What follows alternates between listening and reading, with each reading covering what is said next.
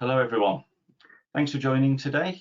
We've hopefully got a great session lined up for you today to talk about, surprisingly, navigating the maze of modern threats.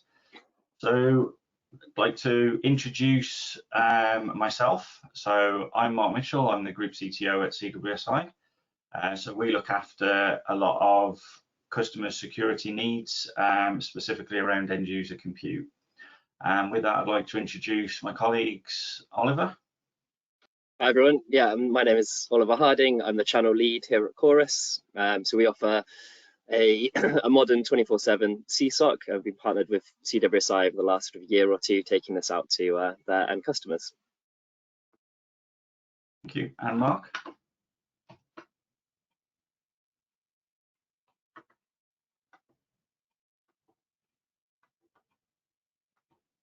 I've got no say on that, Mark.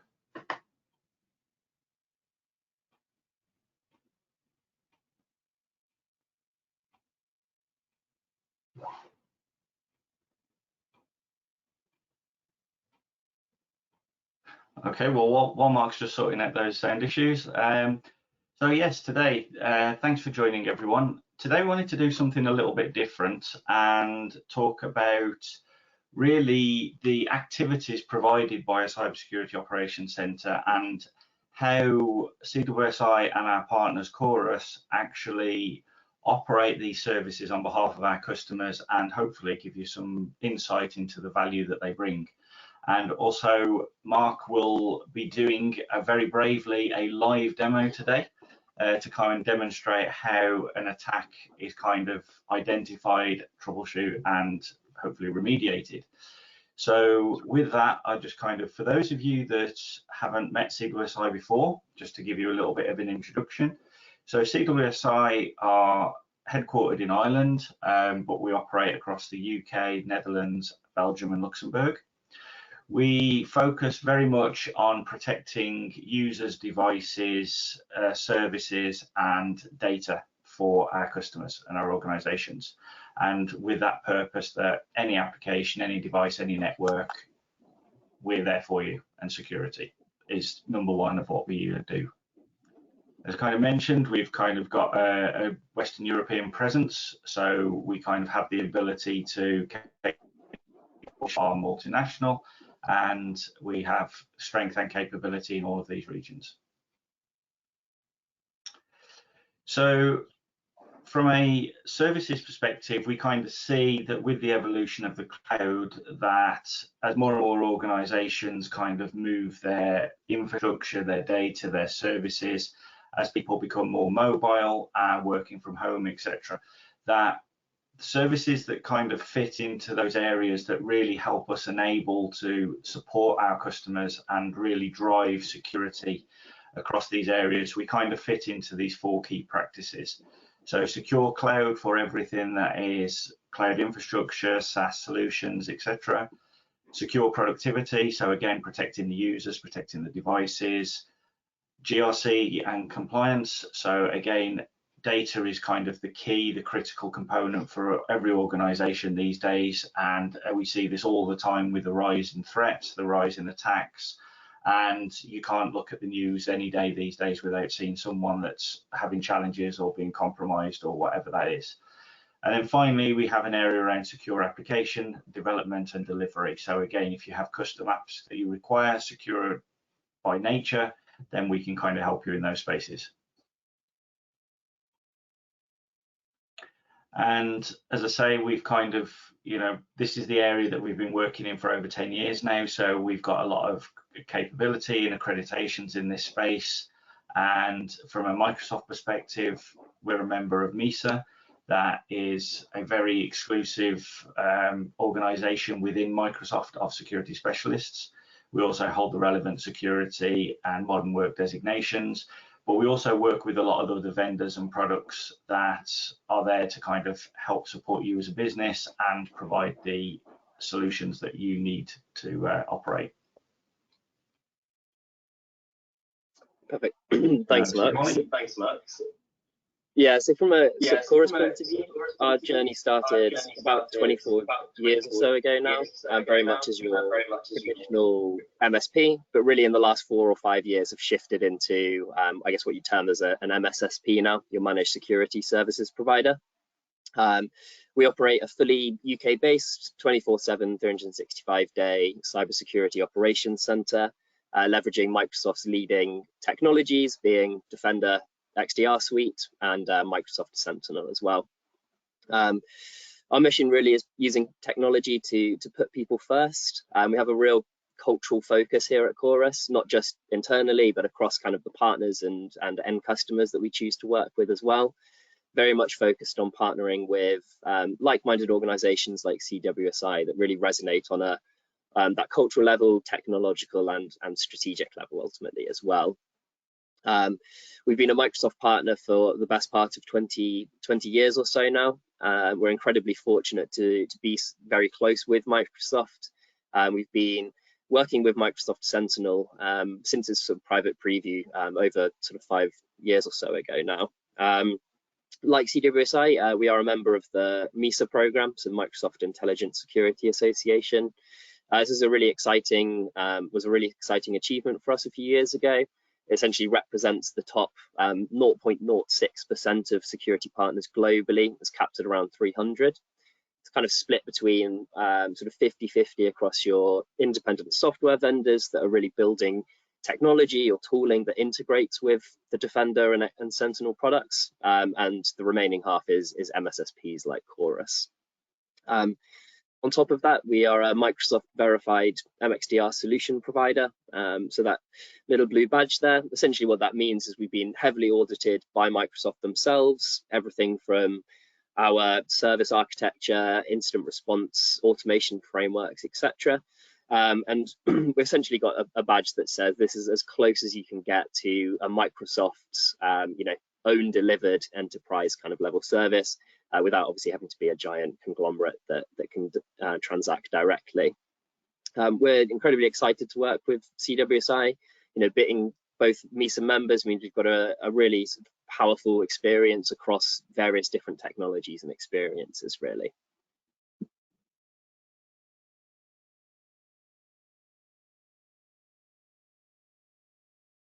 As sort of Mark alluded to earlier, we've got a bit of a sort of a different approach today. So I'm going to take you through a bit of, I guess, some scene setting around the sort of the landscape for the cyber attacks at the moment, sort of why we should look at managed detection and response, managed extended detection and response, touch very briefly on NIST2, and then look across at sort of actually building out a CSOC, what that entails, or the challenges really that face end customers and partners, and obviously ourselves alike.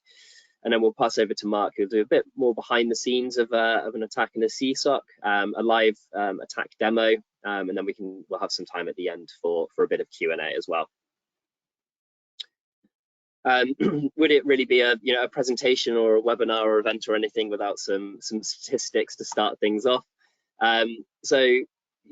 It's only going to take on average an attacker 1 hour and 12 minutes to actually access private data. If you were to fall victim to a phishing email, this is getting considerably quicker, and phishing attacks are massively on the rise, particularly the more I guess mature version in terms of an adversary in the middle attack.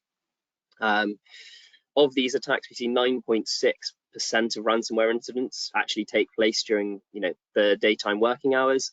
Probably unsurprising, really. Obviously, most of the time attackers are going to target a business when the IT team or the front line of defense isn't going to be available. They're away over holiday or over weekends rather. We have, however, heard of lots of horror stories of IT leaders having to be flown back to deal with the firefighting of a cyber attack. Again, probably unsurprising to most, the most common time for an attack is that 11 o'clock to sort of midnight period on a Friday. Typically that stretches across that sort of weekend period, as we say. We regularly see spikes in customers for phishing or other types of attacks on kind of from that Friday evening onwards, really. I mean, a bit of a scary number at the end there, but again, really unsurprising, just given the state of the sort of cyber landscape at the moment and how prevalent attackers have become. but 70% of medium UK businesses have suffered some form of cyber breach or attack in the last 12 months. And that's something we see commonly across our European-based customers as well.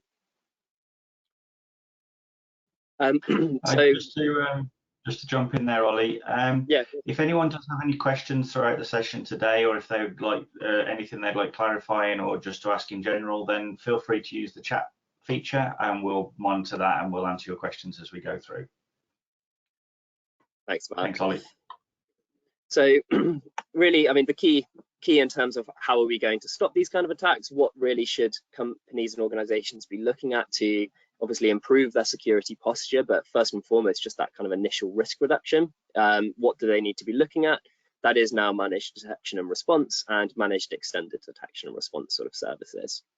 So just as a quick overview, MDR services really purely focus on your kind of endpoint device estate, and in most cases server estate as well, whereas the managed extended detection and response really pulls from obviously a wider workload, so that extended view of log sources and customer environments. So think your third parties, cloud infrastructure, identities, etc., etc.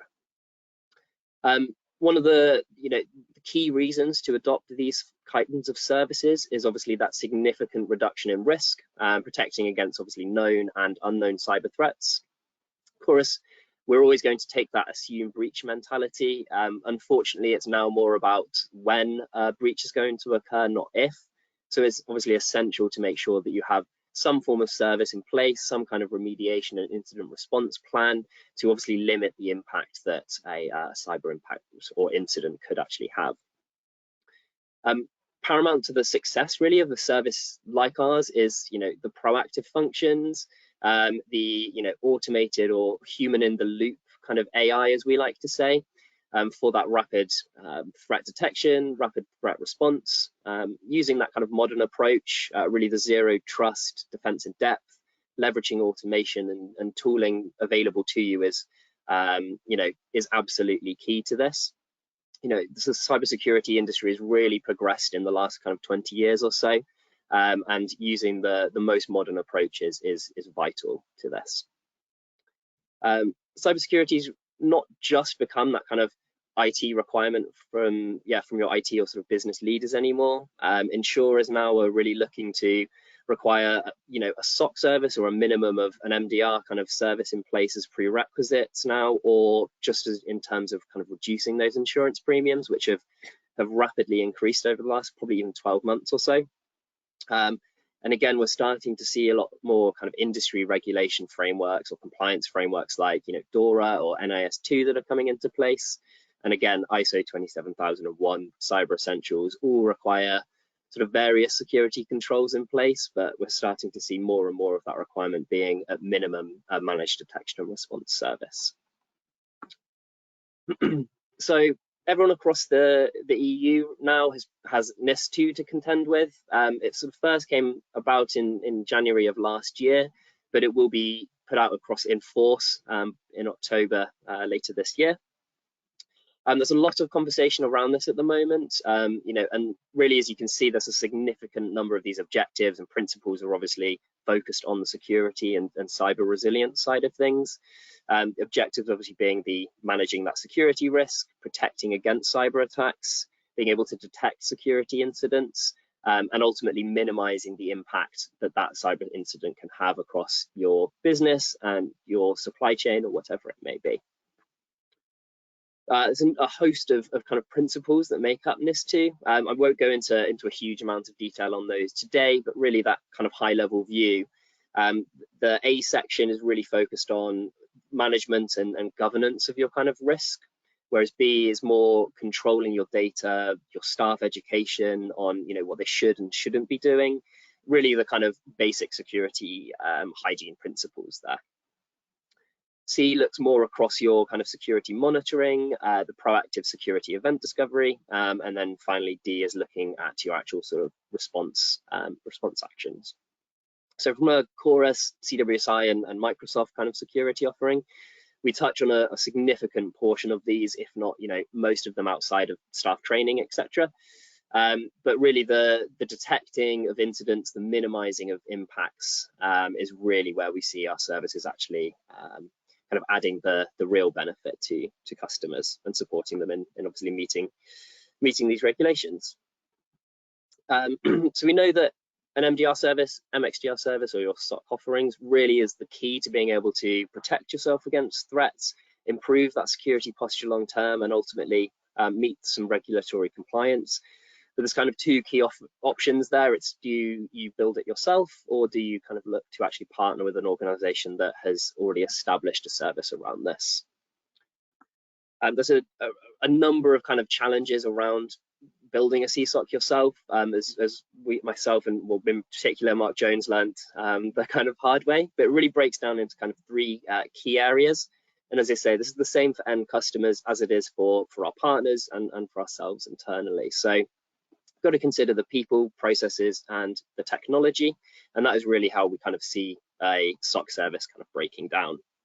So from the people point of view, you have to consider quite a few points. Ultimately, recruiting the right staff is the absolutely paramount to this.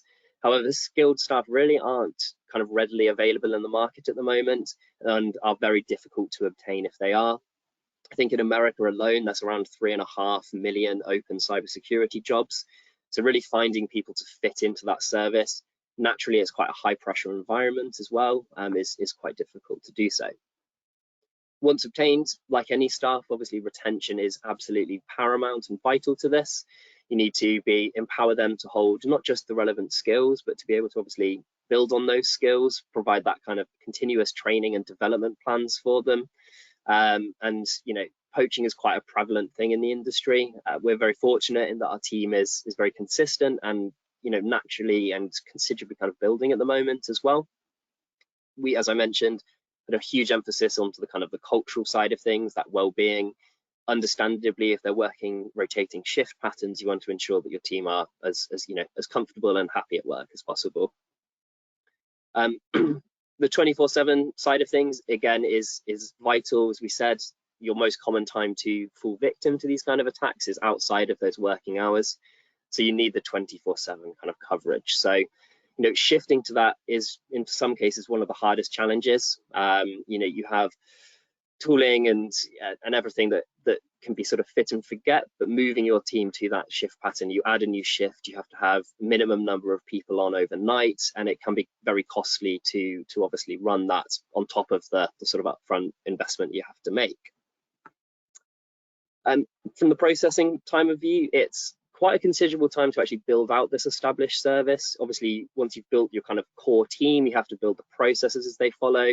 We typically see this around 3 years or so at a minimum before you've got you know, you've gone above that sort of minimum viable product. You have to understand, obviously, the creation of automated playbooks to empower your analysts and security team to make the best decisions possible, to be as efficient as possible. You know, build out your threat intelligence feeds, your proactive kind of threat hunting, fine-tuning the different detection rules. You know, the market, as you will probably know, is rapidly changing. We see new attack methods almost on a weekly basis at this point. So we can't just rely on a kind of fit and forget build anymore. It's a constant, continuous improvement of our service, obviously, the detection rules, the playbooks, and the automation that support our team in delivering it. It's not just that technology that needs to be considered. We have to understand, obviously, you know, escalation paths when incidents do occur, response frameworks, incident response, speaking to regulatory bodies, etc. That's obviously documentation around, you know, post-breach forensics, all the legals, commercials, insurance. We had to spend a considerable amount of time getting, obviously, the right liabilities in place. And, you know, you had to considerably change the sort of insurance policies that you take out as well. Lastly, and I mean, arguably probably the most important area around this is obviously the technologies you're using to actually deliver the service. You really need to select almost an area to specialize in. So really we chose that Microsoft, those technologies we recognized as sort of being the leader in that space, and decided that we want to continue and build on being the experts within the sort of Microsoft security stack. So from a SIEM and SOAR perspective, we leverage Microsoft Sentinel. from the EDR and XDR kind of perspective, the actual tooling we use to define these logs, it's the Defender XDR suite. We have a number of different cyber threat intelligence feeds that enable us to be really proactive in what we're sort of looking for within our customer base. We have a number of different paid sources, government-led sources, open source, and one of the key benefits from our MISA program is access to Microsoft's own threat intelligence team as well. We recently made a significant investment into ServiceNow, which we use for our ITSM platform. That enables us to obviously integrate with different customers' environments, but most importantly, it's really about offering that sort of, I guess, enterprise level service for any of our customer base. So from an actual kind of service perspective, we have tried to take the highly complex world of Microsoft licensing, of security tooling and technology, and ultimately try and create a service that's really easy to consume, really easy to understand, and ultimately easy to scale with your business as well. At the very highest level, what we're trying to do here is essentially utilize your own Microsoft licensing, maximize the investment that you would have made into that, leverage the existing tooling you have at your disposal, and then Chorus will provide that highly proactive, the preventative sort of service wrap around that technology. As I say, we operate fully UK-based cybersecurity operations center that is 24/7, 365 days, essentially providing that real non-stop sort of coverage. They're ultimately here to take the kind of weight of the day-to-day security management off your shoulders and allow you to focus on ultimately driving what does that long-term sort of security strategy look like. And we're very well placed to help you understand what's best for your organization, what stage do you start looking at different kind of tooling or technologies, and just help you understand what that journey should look like. So from a service point of view, we have really three core offerings. The kind of only difference across them is really the scope of coverage. So we've got everything from your managed detection and response up to your managed extended detection and response services. The MDR endpoints exclusively protects your endpoint service, so your client, your devices, your user workstations, servers, etc. This is purely focused on the kind of Defender for Endpoints security stack. So bringing those logs into Sentinel and obviously managing it 24/7 by Chorus. It's around 70% of breaches start on an endpoint device. So having that kind of core offering, entry level is quite a disservice, I would say, because it's built on all of our intellectual property, our custom detection rules, our automation, etc. But it just gives you a really valuable starting point for your security journey. It lines up perfectly with your business premium SKU for those sub 300 user organizations, and above 300, we look at the Defender for Endpoint Plan 2 kind of bolt-on option there. The managed extended detection and response services are really built to leverage the Microsoft E5 security stack and obviously maximize the significant investment that requires. It's not a prerequisite to have the full E5 sort of stack, but it's ultimately that's what they're built for. At a minimum, what we look for is Defender for Endpoint Plan 2 and Defender for Office Plan 2. That gives us a really nice starting point of that extended log sources, as I said. So we can take action, in your emails, for example. We could leverage Defender for Identity for those kind of on-premise or cloud infrastructure mixed hybrid identities, Defender for Cloud, and so on and so forth. Advanced, as I say, is really that just extended view, whereas Premium offers all of the above plus the ability to ingest non-Microsoft data sources. We'll always look to have the base tooling or the foundational tooling being Defender for Endpoint. However, we have a lot of customers that look at ingesting maybe firewalls if they're not quite fully cloud focused yet, Mimecast, your switches, or maybe bespoke internal applications as well. It's important for us that we don't just assume everybody exclusively uses the Microsoft tooling, and ultimately we want to be flexible with finding it really the best fit for our customers, whether that's a combination of Microsoft and other parties or smaller, just focus purely on that endpoint estate really.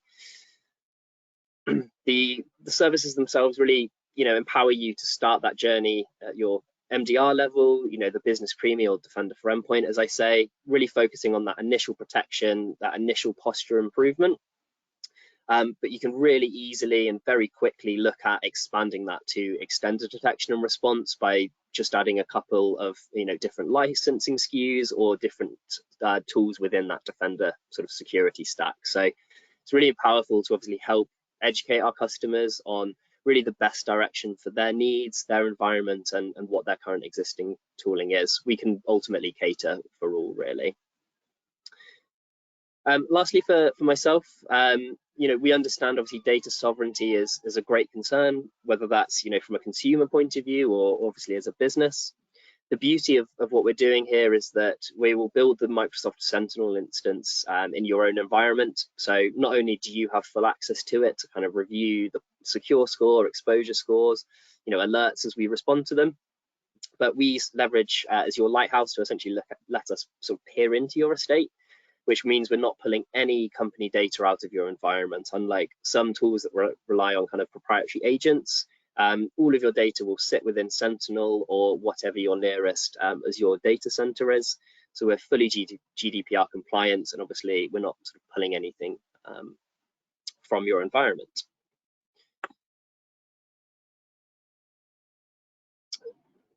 I will, Mark, pass over to yourself before we jump into a demo. Can you hear me okay? Yes, all good. Oh, okay, great. Good, I fixed the issues. I will redo my introduction. Sorry about the audio problems. Ironically, I'm the technical person at Chorus, which is going against me today. But my name is Mark Jones. I'm the head of cybersecurity at Chorus. I'm responsible for our cybersecurity services from kind of a technical and operational perspective. And I have the, I guess, unique perspective of seeing how attackers attack our real customers day to day, and also seeing how successful breaches happen, what attackers do, and how businesses recover for them. So on the IR side, I'm heavily involved as well.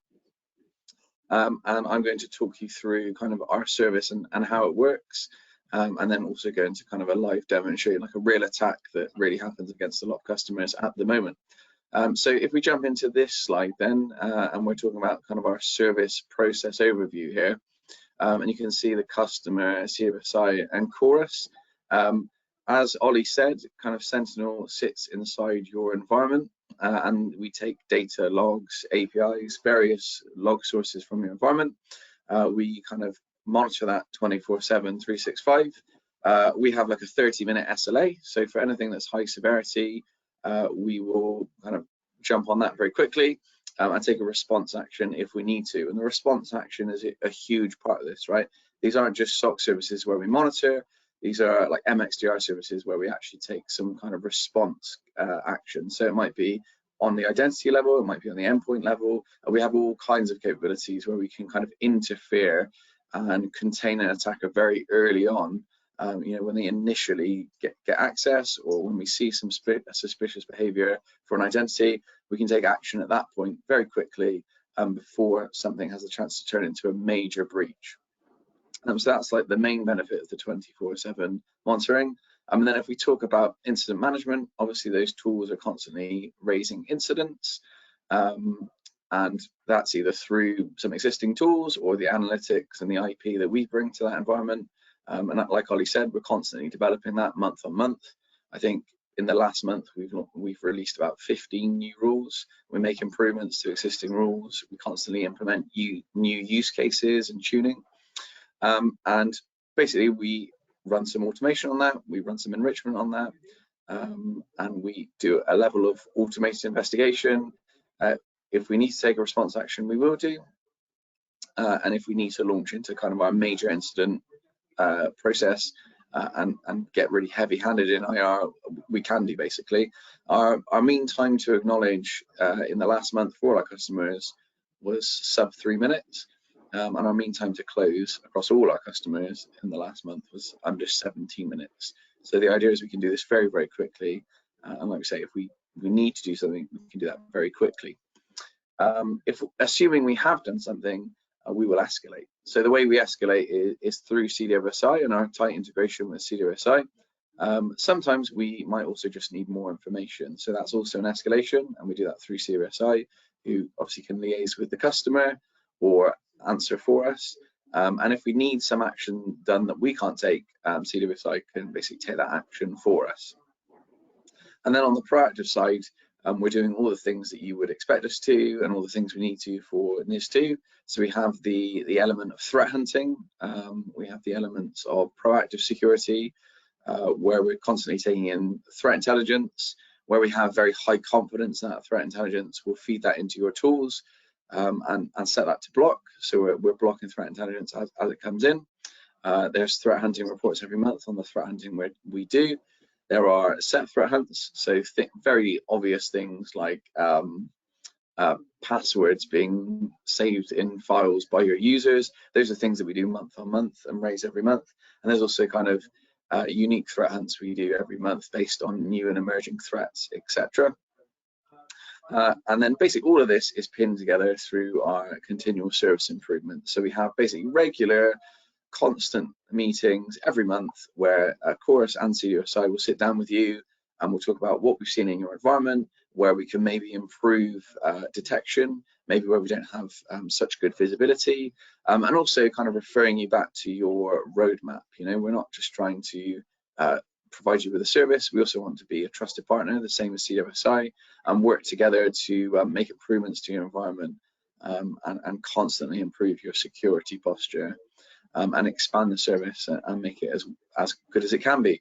Obviously, things like ISO, if you have ISO compliance 27001, you'll have incident response plans, and you'll need to include Chorus and CWSI. So we'll help you with that as well. If there are major incidents, obviously we'll all get together for lessons learned calls, and do all the right things in that respect as well. Thank you. Great. So, no problem. Now we'll jump into the demo. Right, you should now have power.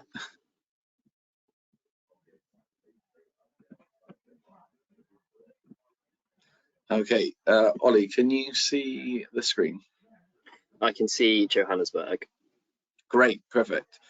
So basically, I'm going to talk you through an adversary in the middle attack, and this is an example of a token theft attack. And token theft attacks are very common, very common, happen all the time, and we see them across our customers every day. It's a type of token theft attack. If you can imagine, if I'm an attacker, it would be really great if I could get you to authenticate with Microsoft 365 and sit in the middle of that. And if you can imagine, if it's actually the attacker who's authenticating to Microsoft 365, but they're kind of replaying that to you, and you think it's a real sign into real Microsoft 365, and it is, but it's happening through a machine that the attacker controls, and they're basically like a pane of glass, replaying that sign into you. You're putting in your details, they sign into Microsoft 365, they're able to intercept that sign in, and they're able to steal your token. And when they steal your token, they can import the token, they can sign in as you, and they have access to everything that you might have in Microsoft 365. So that might be OneDrive, Teams, email, SharePoint, and maybe any other systems you've integrated with Microsoft 365. So I'll quickly throw you through a demo at the moment. Hopefully you can see my screen, and you should be able to see that I have a machine up at the moment where I am in Johannesburg. This is like our attacker machine, and I also have a victim machine, and this victim machine is in London, and you can see I have this MFA user account, and I'm already signed into Office 365 basically. So if I jump back to the attacker machine, you can see I'm not signed into Outlook at all. I'm not signed into Office 365. I have no account at the moment, and we're going to go through on my Linux box how I'd use a tool called EvilGenX to basically steal the cookies from a legitimate user. So if I load up my EvilGenX tool here, and I have all the right hackery graphics here, and you can see I basically have one thing enabled here. So first off, turn the blacklist off, and then I'll show you the config. So all I've done at the moment is I've basically set up a domain. I've bought a domain called yournamecompany.co.uk. It cost me 79p for a year, you can imagine it's very cheap for an attacker to get hold of a domain that's very similar to your domain. You might be familiar with the concept of typo squatting. Maybe if your business is chorus.co.uk, maybe I could get chorus.co and use that, and it would be very cheap. And it kind of adds another level of legitimacy to these attacks. I've got a kind of a fishlet set up already for Office 365, so I'm going to create a lure, or the link I need to direct users to. So I do that and I get the URL for it. Ooh. I actually type it correctly.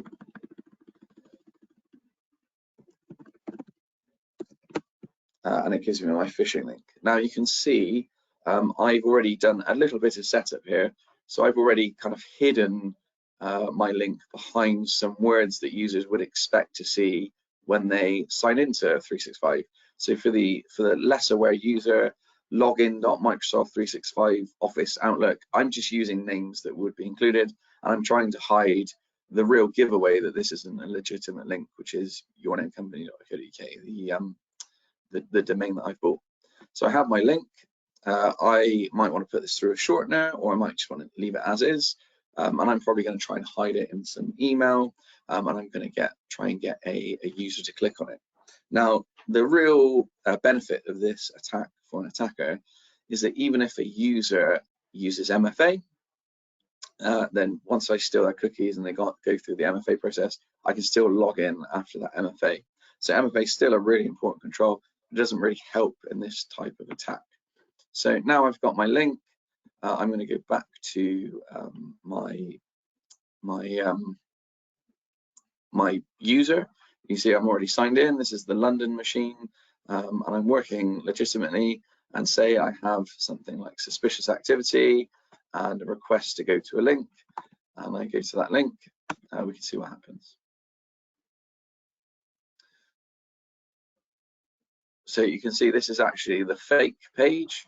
If you look at the kind of address bar, you can see it's actually saying yournamecompany.co.uk, which is kind of the real giveaway, and that's hidden behind login.microsoft 365 Office Outlook.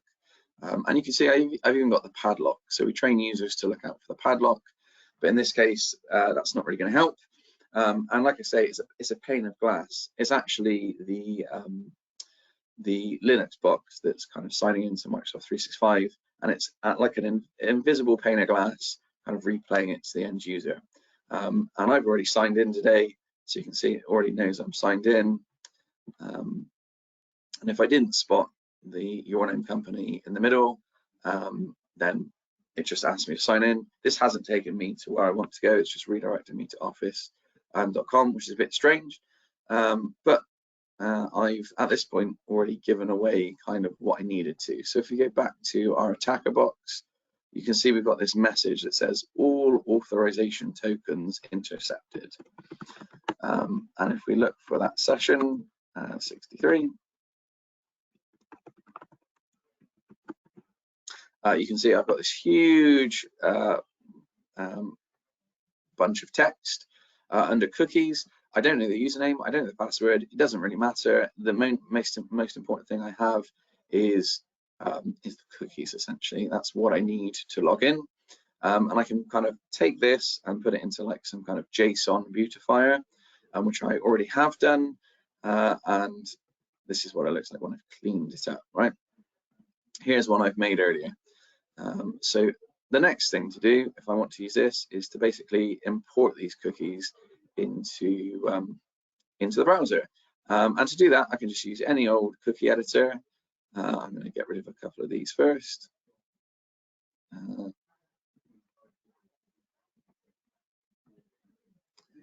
Great, and we're going to start importing some of these. So the first one I have is ESTS auth. So let's import that one in.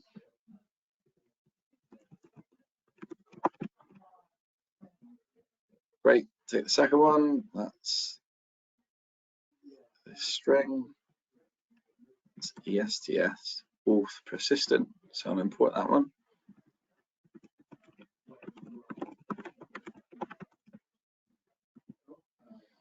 And then the last one I need is the sign in state cookie here.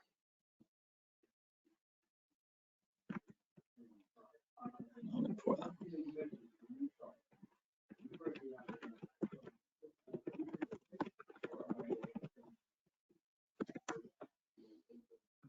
Great, so I've added those 3 cookies. Now, with a bit of luck, when I hit the refresh button, you'll see that it accepts those cookies I've stolen, and I sign in as that user.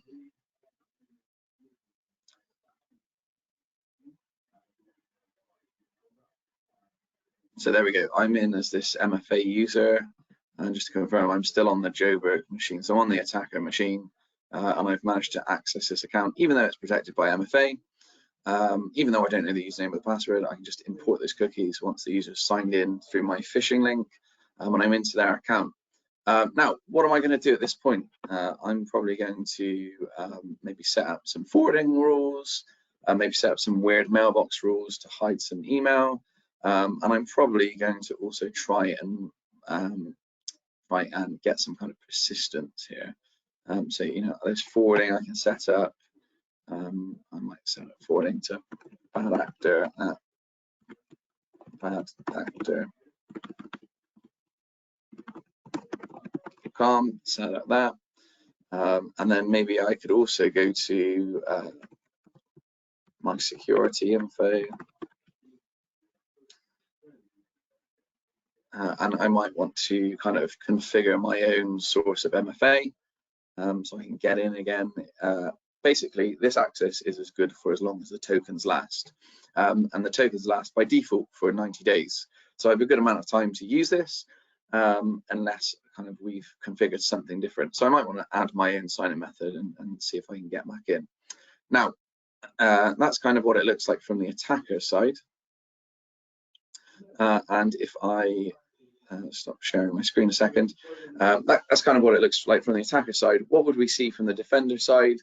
Well, we would see essentially a bunch of noise from that. We get alerts to say that the tokens have been stolen. We get alerts for inbox rules. We get alerts for MFA being set up, and we could take response in accordance to those incidents. And like I say, we'd be on that by SLA within 30 minutes to take a response action to kind of shut down that attacker if that attacker had managed to do that. And really the response action we need to take in this set of circumstances is revoke sessions. The second we hit the revoke sessions button, it basically breaks access for the attacker, and the user would have to fall victim to the phish again to give them the cookie again. And we'd obviously launch into our major incident process where we'd kind of be looking at what happened, what the attacker was able to access during the time they had unauthorized access to that account, any files they managed to exfiltrate, any email they managed to exfiltrate, what they did, and we'd put that all into a report. And obviously that would go through our major incident process. And you can imagine why it's very important to have a very quick response to those types of attacks. And like we say, it's a very common attack we see against our customers. And it's something that we need a really, really quick response to stay on top of. Now I'm going to pass back presenter to Ollie. Right, thanks, Mark. Really scary stuff. It just shows how easy it is to manipulate end users into clicking things and the impacts of doing that. Going back to what you mentioned earlier, Oliver, do you see many organizations building their own CSOC services, or is there kind of more of a shift or an understanding that having someone established capability and knowledge that's kind of driving more demand in that space? Yeah, it's been a big shift, I think. Initially, we saw a lot of companies, I would say, and partners particularly, kind of attempting to build it themselves, and I think very swiftly it became apparent it's just too much of a big task. I think, you know, that's something like sort of 65% of SMBs don't have the skill sets in-house to deal with a cyber attack. So I think it really raised the question, you know, they can put all the tooling in place and build something themselves, but actually they recognized you just don't have the skill set or rather the ability or confidence to be able to, as Mark said, respond quickly, respond in a timely manner, and particularly that out of hours coverage. So there's been a real shift in probably the last 12 months that organizations have recognized it's far more effective to partner with a subject matter expert, if you like. Excellent, thank you. Another term that kind of comes up a lot is alert factory. So is that really a thing, and kind of how do you guys differentiate from that kind of concept? Yeah, I'll take that on. Yeah, of course. Yeah, so basically, I think alert factory is used a lot to talk about kind of old school SOCs. And I think the idea was everyone sits in a locked room with screens with fancy graphics on them flying all over the place. And basically, something happens in your environment, they see it through whatever scene tool they're using, and they basically just let you know that they've seen something. And that really doesn't, it still puts the onus on the customer to respond to that in the right way. And it's just they're telling you they've seen an alert. And often they're not telling you what you need to do, or they don't really have the understanding of the environment to understand what to do. And I think our services differ in that they are kind of response services. So we do have the permissions to take response in your environment. We're not just going to like send you an email at 3 in the morning if we see something bad. We're going to take some containment action, take some response action, try and kind of close that bad. We will understand the environment. And while we onboard, we can also understand what approval we might need to take some of those response actions. Brilliant, thank you. And something else you mentioned earlier, Oliver, around kind of cyber insurance and regulatory compliance kind of driving demand. Now, I know from conversations I myself have had with a lot of organizations is that is a kind of a driving factor, and that organizations are kind of being hit with these set of prerequisites to be able to get insured for the coming year and things like that. These might not always be things that are planned for or forecast or whatever in advance. So what would you recommend in those cases that the customers or organizations should be doing to kind of prepare for those things, so it's less of a shock when it comes through, or like NIS2 and things like that? How would you say people should start to think about this stuff going forward? Yeah, it's a really good point. I think initially it's all around the kind of just basic security controls, you know, that basic security hygiene I mentioned, leveraging ideally the Defender kind of tool set, putting those EDR tools, the controls in place is a really good sort of starting point for at least reducing some form of, you know, the premiums and starting to tick off some of the kind of prerequisites for the compliance or the regulatory side. However, what we're actually starting to see now is that's not quite enough. We had a number of customers last year that as we approached kind of their insurance renewal, they were told if they didn't implement some form of managed security service or MDR service, then they wouldn't be able to actually renew with that provider. So unfortunately, it has become now where companies recognize almost the tooling isn't quite enough anymore. As I say, you've got to be able to understand, one, the data you're seeing from that tooling, but actually being able to respond to a potential incident or a breach is equally important. So the starting point, absolutely the tooling and putting that in place. But I think now it's particularly with NIS2 and stuff, that whole minimizing the impact, being able to respond and detect, it's moving more into having to have some form of SOC service. I think a managed detection and response service is the perfect kind of starting point now for an organization. Brilliant, thank you. Thanks, guys. No, I think that's been really useful, really interesting, and obviously it's great to see the demos, but also quite terrifying to see how easy it can be for those bad actors to kind of do what they do. And it was kind of interesting. Yesterday, I was looking at a demo tenant of my own and saw something like about 70 failed login requests in the last 2 or 3 days. And this is just a demo tenant. This isn't even a real production environment. Now, fortunately, having the right controls in place meant that all of those failed, but it does show you the scale of it. The locations that they were coming in from were global. It's not just like one area or one place, and obviously a lot of that is spoofed as well. So it really is kind of good to see that, you know, the defenders are working as hard as the bad actors there to kind of keep on top of it. So thanks for all your great work. So if anyone is interested in hearing more or would like to talk to myself or the guys, then absolutely, we'd love to have a conversation with you. Hopefully give you some ideas and insights into what's going on and how you might be able to protect yourself.